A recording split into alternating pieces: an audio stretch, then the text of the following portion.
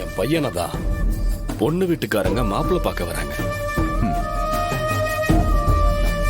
நீங்க ஏதோ என் பையனோட லவ்னு ஏதோ சொன்னீங்களே, என்னப்பா ஏமா என்ன பண்ற? யாருமா நீ? யாருமா நீ? நீங்க தான் சார் என் வாழ்க்கைக்கு ஒரு வழி சொல்லணும். எந்திரிமா சார். யார் சார் இவங்க? எந்திரிமா. நான் தான் சார் உங்க பையன் லவ் பண்ற பொண்ணு.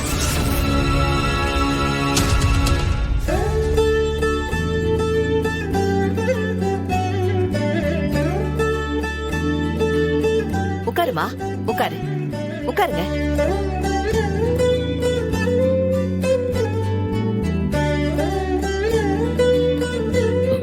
அம்மா காஃபி.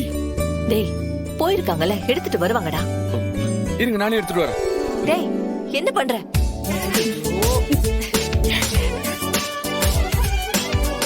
இருங்க இருங்க இருங்க, நானே கொடுக்குறேன். என் பேரு மாலதி.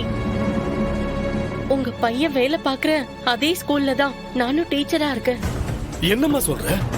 அவனுக்கும் ரத்னாவுக்கும் கல்யாணமே முடிவு பண்ணியாச்சேமா? சார், எல்லாத்தையும் அறிவழகனும் ரத்னாவும் மறைச்சிட்டாங்க சார். அறிவழகன் அந்த ரத்னா வசியம் பண்ணி அவ வலைக்குள்ள விழ வச்சிட்டா சார். அதனாலதான் உங்களை கேட்காமலேயே அவங்கள கல்யாண தேதியை முடிவு பண்ணிட்டாங்க. என்னென்னமோ சொல்றியே, முதல்ல நீ யாருப்பா? என் பேரு வெங்கடேஷ் சார். நானும் ரத்னா ஸ்கூல்ல தான் வேலை பார்த்தேன். என்ன வேலையை விட்டு தூக்கிட்டு அந்த இடத்துல அறிவழகனுக்கு ரத்னா வேலை கொடுத்தா. வாழ்க்கையிலையும் அந்த இடத்துல என்ன தூக்கிட்டு அந்த இடத்த அறிவழகனுக்கு கொடுத்துருக்கா. எனக்கு புரியலையேப்பா. சார், அந்த ரத்னாவோட ஹஸ்பண்ட் நான் தான் சார். என்னது ஹஸ்பண்டா?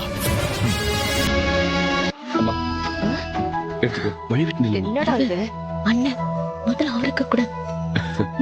சாரி. என்னடி இது? பொதுவா பொண்ணு தான் மாப்பிள்ளைக்கு காஃபி கொடுப்பா. ஆமா, இங்க என்ன மாப்பிள்ளை பொண்ணுக்கு காஃபி கொடுக்கறாரு? ஒரு சின்ன மிஸ்டேக். எடுத்துங்க சிஸ்டர். Thank you.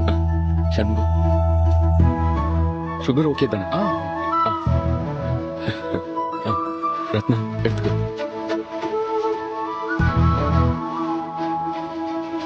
ரத்னா, உட்காருமா. உட்காரு.